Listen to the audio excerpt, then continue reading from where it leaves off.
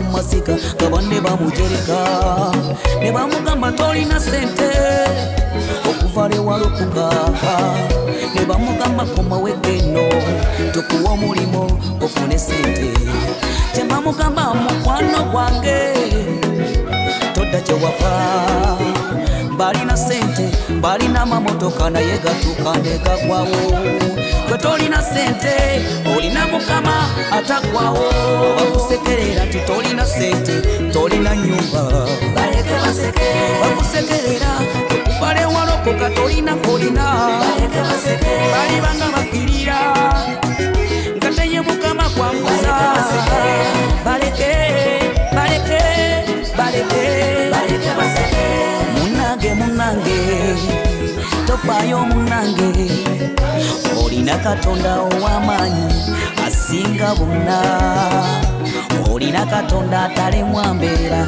akisobola mwekwate munyweze oyo katonda tajja kuyiwa buli kimu akisobola byonna bisobola akujja mufufu nakutusa n'abalangira akujje wanyomebwa nakufula ow'amaanyi kati abaseka baleke baseke katonda owamulwanire bakusekerera nti tolina sente tolina nyumba baleke baseke bakusekerera okuvale walokoka tolina kolina baleke baseke balibanga bakirira nga teye mukama kwambuza baleke baleke baleke baleke baseke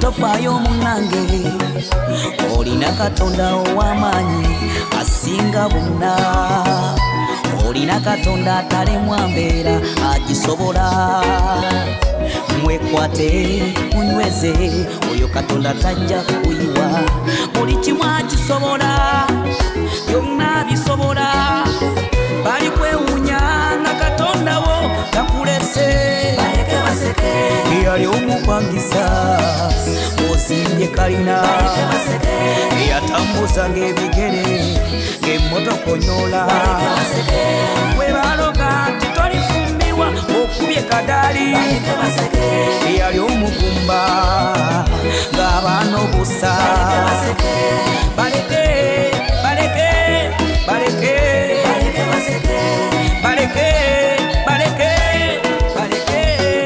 baseke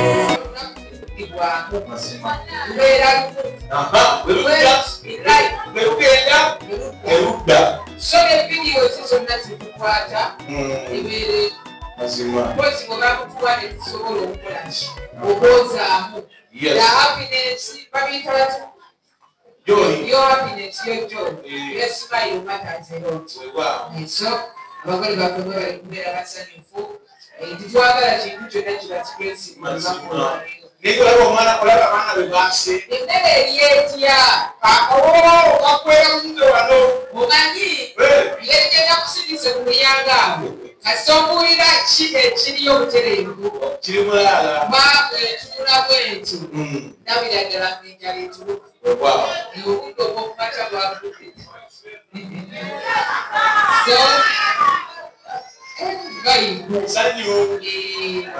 amugambye nti nange mpase namugamba nti yesa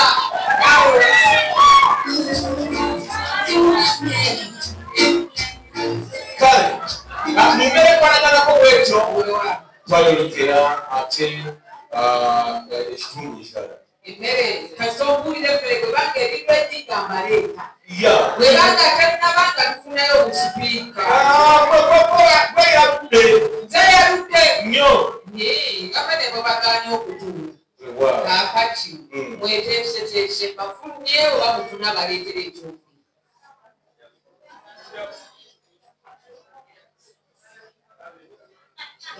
mwetulire munanga mugagga asigala mugagga bannange agenda kubaleetera kati omugagga mwamwawe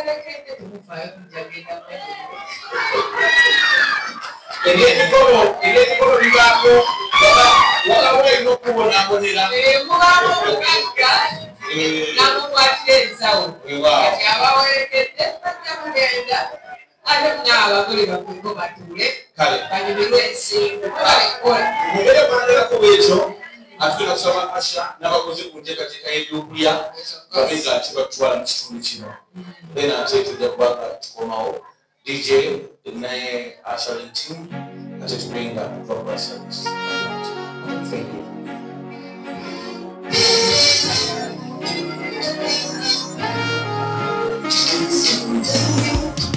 The tenderness, the loveliness, the confidence within you makes me follow you. The godliness, the meekness, the compliments you give me make me love you.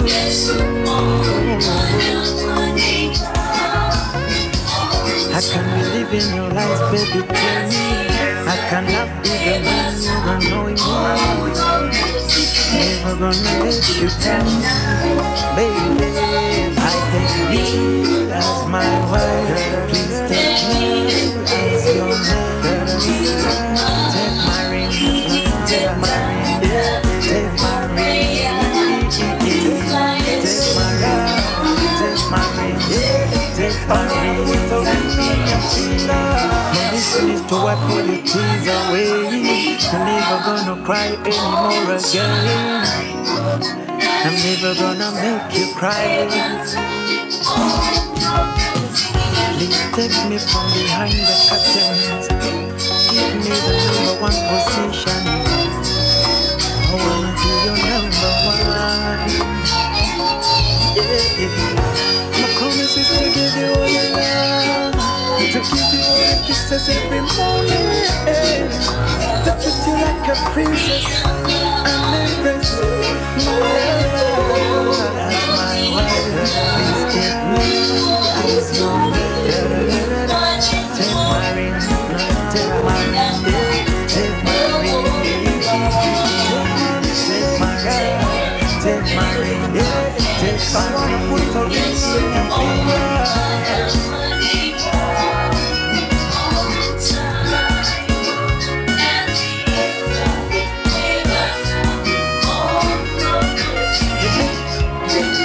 Give me a finger, I wanna put a ring on.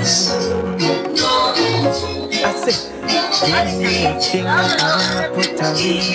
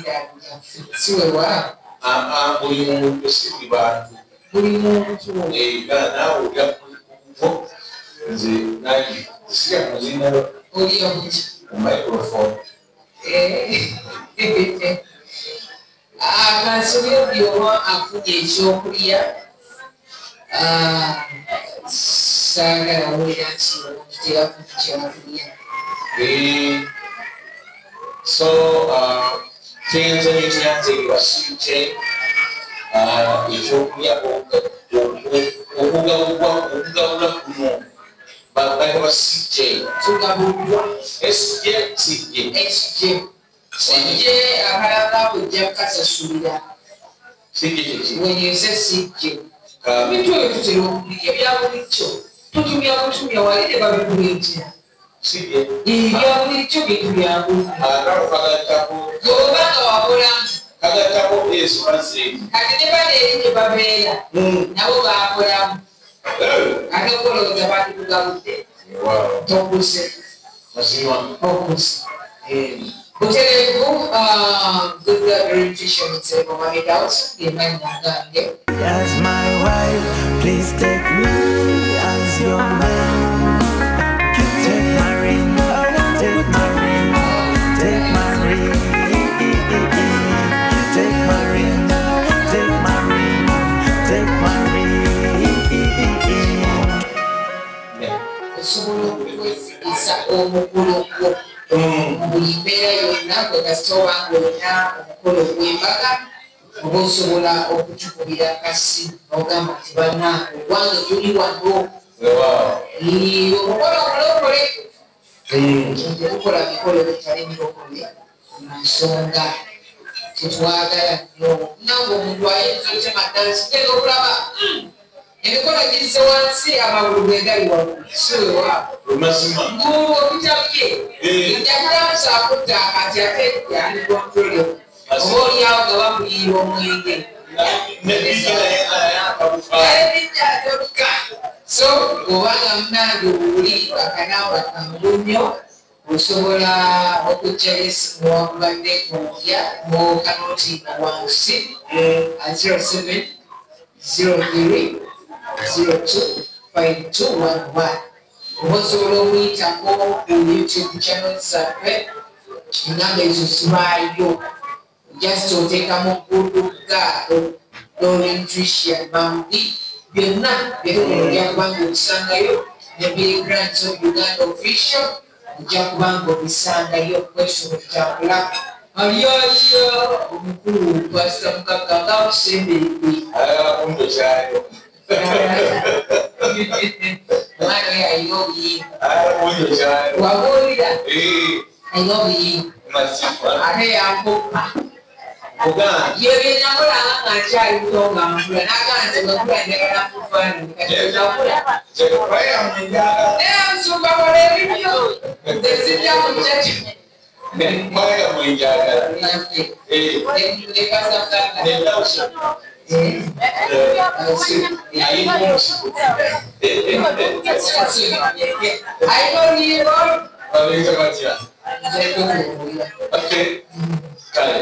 naye nga mu mbeera eyo twaga okwebaza abatugabudde emikono gyaffe abateesezesa ekyokulya kino obukozi obulungi obulali butono omuganda bwasiima ennyo agamba nti ensekera ekola ekya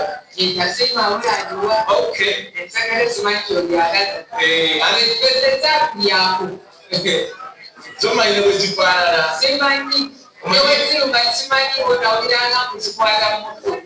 kati ogamba ensekere simanyi oba enguluma etya yakukolera documentary tofaala ey'ensekere yakukolera kabisaaki musegenti kale naye nga tweteekateeka biri tugenda kubeera ne speeches okuva eri abazadde abazaala omugole omukyala abazadde abazaala omugole omwami then n'omusumba zijja kubeera summarized kubanga tulina abantu abagenda ewala ayina okwerinda obudde newambadde kafika kyaliwo naye ate ewakubalimu kafika nina ekibuuzo kyenneebuuza soda w'ennaku zino lwaki takyaleka ku nnyindo ng'owedda awo manyi lwaki edda yayitala mu nnyindo lwaki tugimanyidde egwabanga bululu naye kati olwanga gyasiramama bintu bya bulijjo okenali kuduuka n'omulayo ne bakagula naye litwamulinwanga mu krisimasi ate kati nga bw'ozendera ku kukola bwe kuti abaana mwabasembayo ekumera kati ogenda okukikwatako okatwesa bululu ekakuyita mu nnyindo ate nge emikolo gyabanga gyatamu ate gwe tutulaba nti ne krisimasi oluusi abamukyalo bagabanga mubisi oluusi nga bayisa omubisa bayisa omubera gw'omubisi n'obushera mukolo wansi kati tulaba nti waliwo kamiti ebiri bateekangawo obusubi wansi so emirembe egyo emikolo bagisibiranga ebitooke ate bikimuwala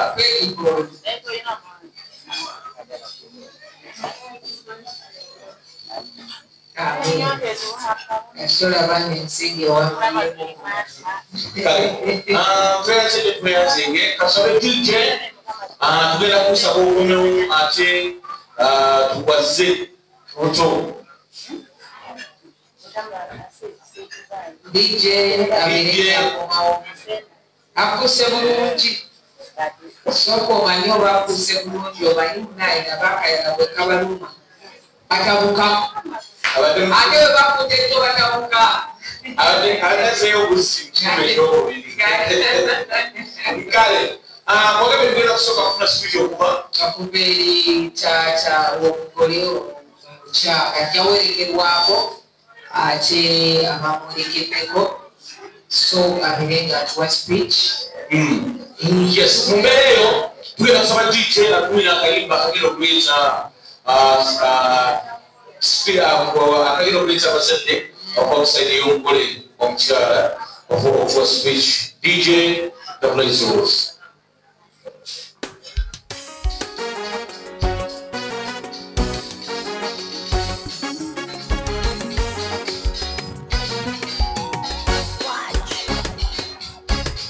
Alina mani Yesu, alina mani tatoyo, alina mani banange, alina mani Yesu, alina mani tatoyo, alina mani omuwonya. Because the corners will be yeah. Here's a statement. Yeah. So, in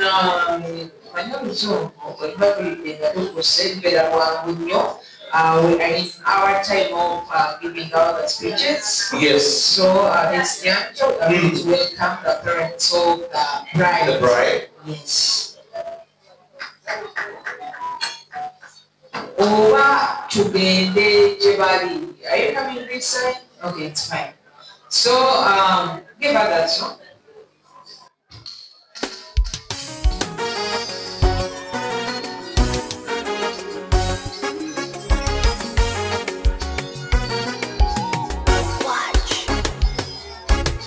Alina mani Yesu, alina mani tatoyo, alina mani banange, alina mani Yesu, alina mani tatoyo, alina mani omuwonya. Nasomye Bible nendaba Mukama ng'alina mani mu kitabo kya Mako. Praise God. Mukama yebazibwe mwebala okukya tubasanyukiddeko nnyo ngenda kusaba saidi eyawaffe genda kukozesa oluzungu kubanga abamu tebamanyi Oluganda basaba busabe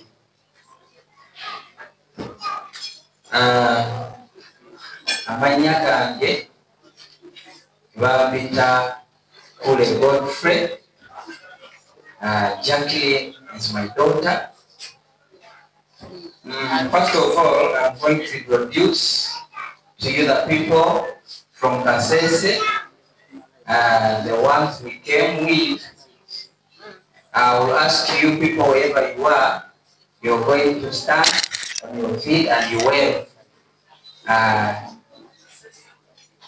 to the, yeah, so those are the people from Kasese.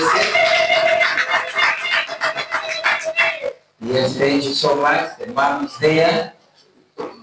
I recognize the presence of our Senga, the aunt to the bride. in a special way. You stand up and welcome them, the auntie, Auntie Violet, that is the singer, and other singers, you can see them, they're there. First of all, I thank God who has made this day, the long-awaited day. We thank the Lord because I know with preparations, it is not something easy to reach such a day. I will ask everyone to clap for God. Because without God, nothing is possible. But with Him, everything is possible.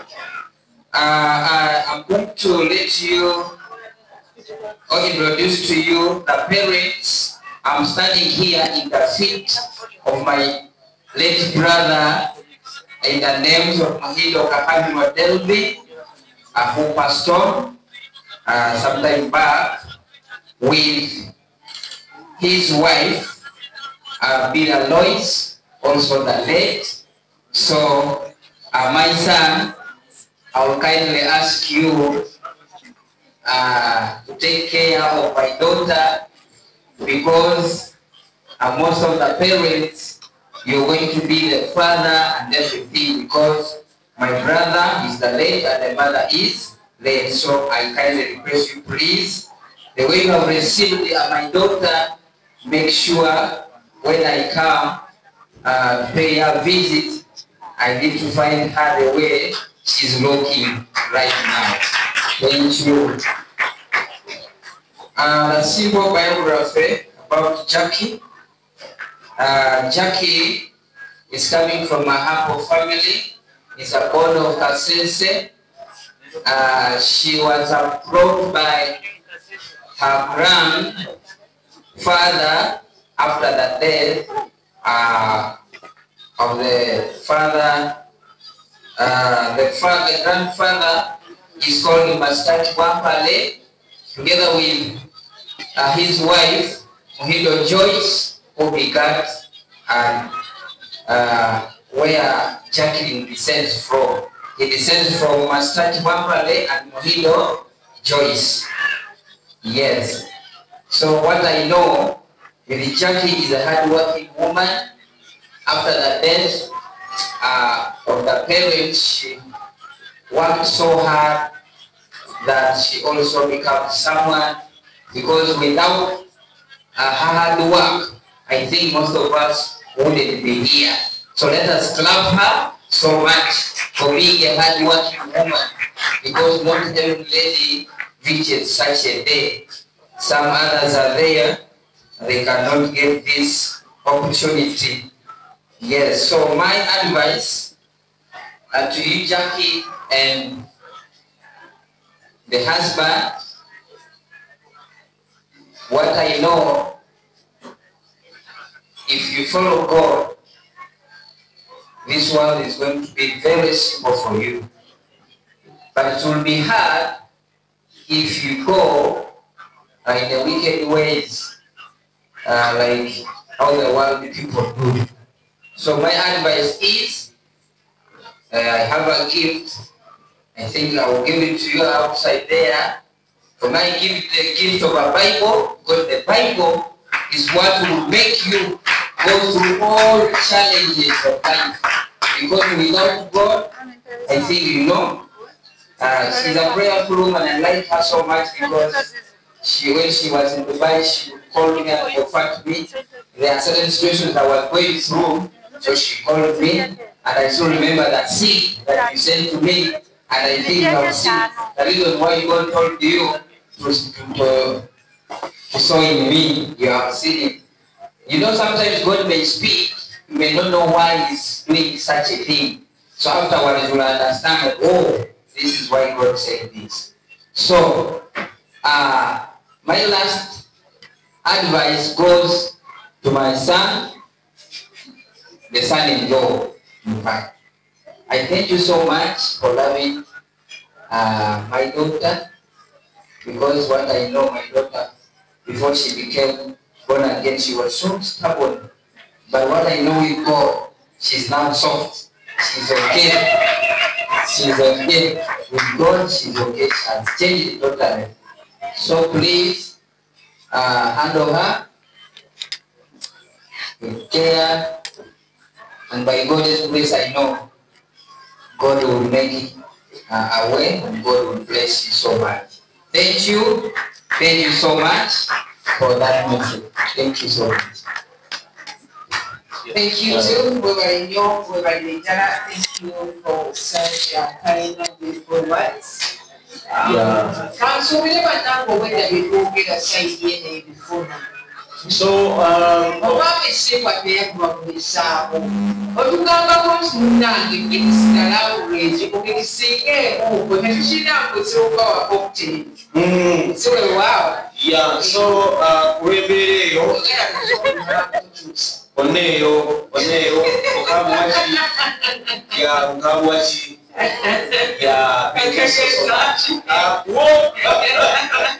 otuuze ekyamala okukola naawe I'm telling you. Yes. Kale, mubere panagala bwetyo na kwensonga yakali fabula kufuna speech okuba kusayiro ate ey'omugole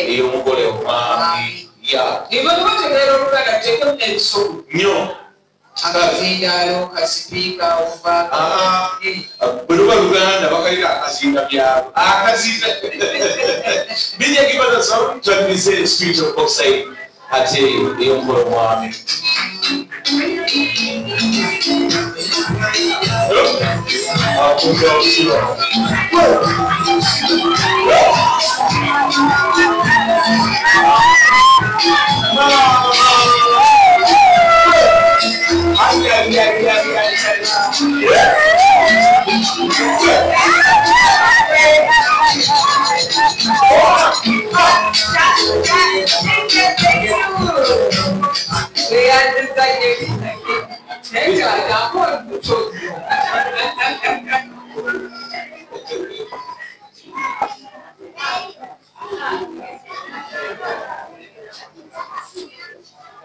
Oluganda mukama nebazi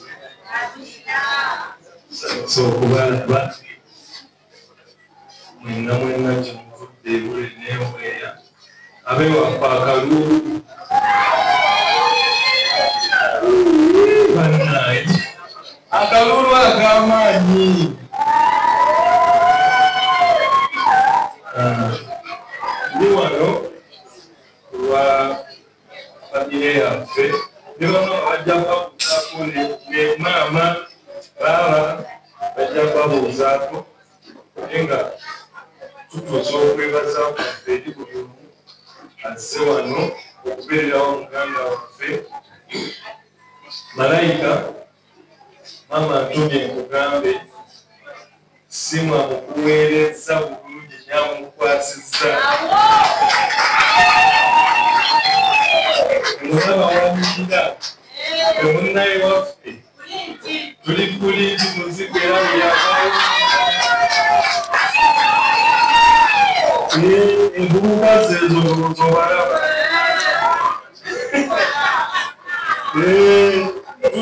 tuli basajja babaikanja sabikku ate osimukola lwaffe ssebo kulangira era bamwita kisebo kitaka era bwekuyitawo bayikampuliriza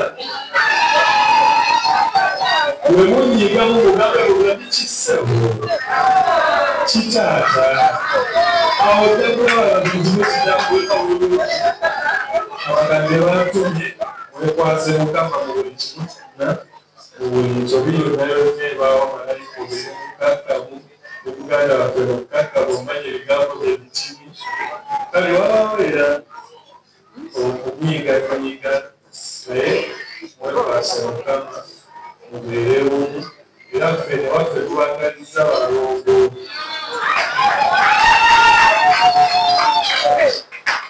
simuwe buhanga bamutukwasizza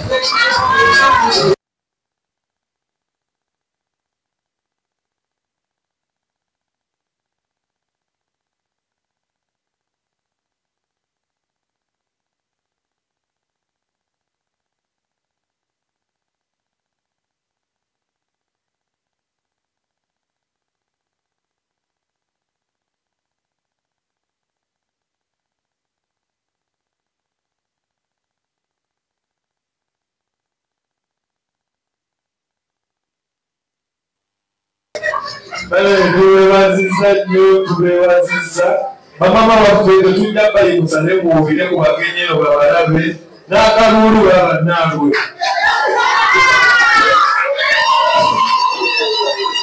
bakulu baffe abatuululuyako abantu babalabe bakulu baffe bannange si mwatulaze abadde ekyokulabirako naye ebyo byonna bikyalyawo nze yabasooka nze nagendeeyo nenkuba ekidaala si munze yamusooka nekuddako bwaba Ivan nekuddako ye lwakuba teyasugulumyeko amukubye embaga nebinga tebikolekokota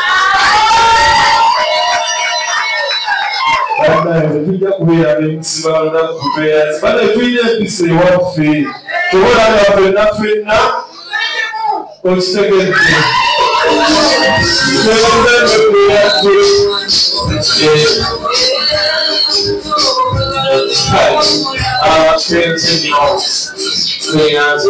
bamuyisaako Range yali avuga katata sikunamuyisako nze yange yange omwana akubye ki omwaka ogujja mulinnya erya Yesu kirungi agambye omwaka ogujja naye empeta enywerera ku ngalo akiwulidde okubira Yesu akalulu ebibeera byangu kale tolyanziza ate olwa speech eyo akuba tufuna speech eddako okuva eri omusumba waffe yasabidde yasabidde ebyokulya naye ate manyi alinayo obugambo weewaawo lwakyo biryakulira akalimba akaleeta omusumba okutuwaka speech kale musumba okanga janguba yakumeka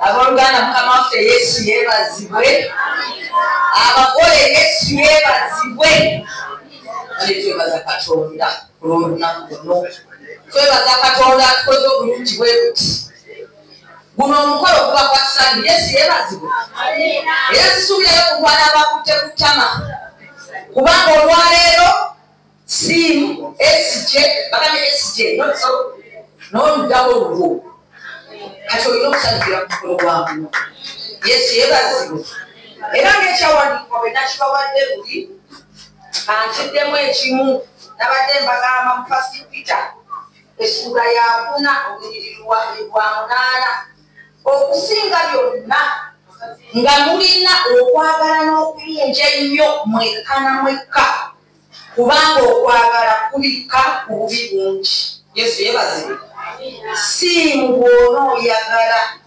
jaki ne bw'anaaba akoze ensobi okwagala kw'olina gy'ali kujja kutuuka ku nsobi ojja kumwagala awatali kakwakulizo ensobi yonna gy'anaaba akoze olw'okuba nti okwagala okulina munda mu ggwe nejja kyalina okwagala munda mu ggwe ensobi mujja kitukako musobole okugenda mu maaso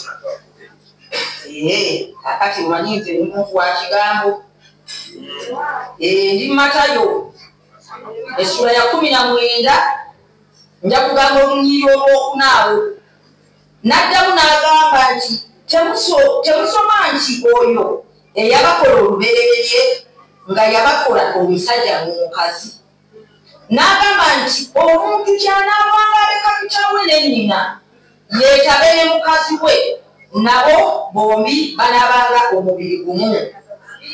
Olw'omukaaga obutaba babiri nate kati babagasse muli babiri naye omubiri gufuuka gumu. Yesu yeebazibwe. Naye omubiri gumu kale Katonda kyeyagatta awamu omuntu yenna kakyawukanya. Katonda bw'amala okubagatta tewali agenda baawula. Ate kirina kuviira ddala ku ntobo ya mutima gwammwe nga mmwe ensonga zamunyina zeekwatiramu nkammwe.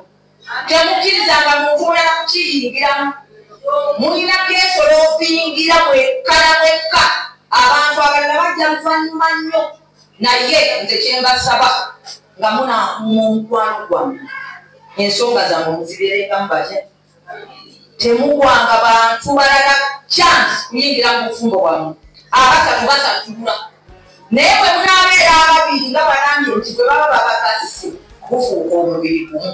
Kati si nejja mufuuse omuntu atya. Kati tubasabira omukisa. Nsaba Katonda obuyinza bw'ebintu byonna abakola obulungi kukyagalamu. Abawezadde omanyi njagala nnyo abaana. Njagala abawezadde eritya Katonda. Ate temweraliikirira nga Mukama abawadde ezzadde kuba yalina okubagabirira. Bwe kutuuka okusoma byawandiikibwa gyebiri abaana baffe baliyigirizibwa Mukama muleme kubeera okubungenge bw'abaana. Mukama abaana bamwe alibawo omukisa. Nga bwe mukoze kino kye musoose okukola kubanga musiimibwa mu maaso ga Katonda. Kati n'obufumba bwammwe Mukama agenda kuwunyisa. Nsaba Mukama abakola obulungi.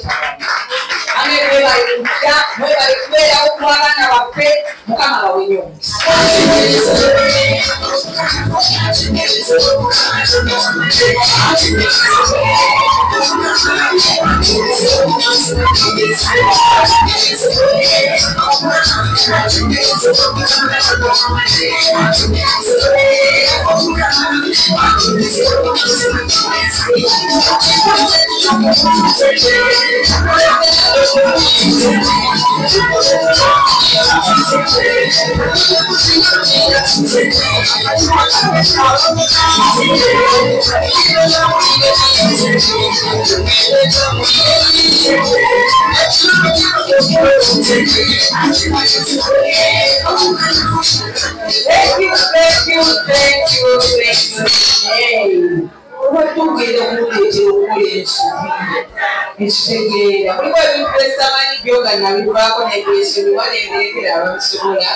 So nyimba wetu izivaayo I may end up dancing out my dance. But thank you so much for Yanzanyo Musumba. Yes, hello, Mjebare. Mjebare. Never know like the Muasa. Like the Mupumbirwa. Ama tujja kufumbirwa tujja kuwasa. Naye nga kale niwo fumbirwa naye kuzaba. Mufumba. Mufumbirwa mtu w'emikolo tukole muwase. Okay, but tusabwa. Tetwagala kulinda mukolo gwa Dawson. She is still young. Go. Hey. Amsaja tuwafumu. Nenga your best M says. Yeah. Yeah, your best M says. Starring great brands of Uganda.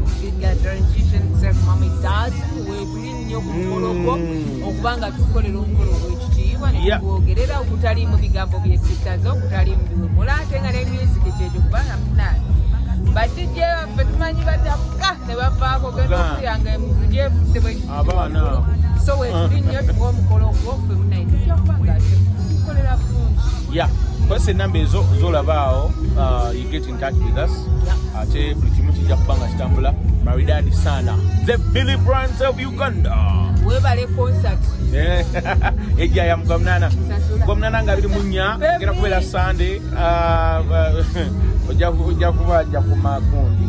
Oza mwana ku ssomero ogenda mukyalira ogenda bweru oba weetaaga byakulya waka tukuleetedde Dawson Snacks Good Girl Nutrition yakokolera obwokulya obuwoomu buno kuba ku ssimu nooti 743 54 42 51 okukola order yo with Dawson Snacks obwokulya obwomo.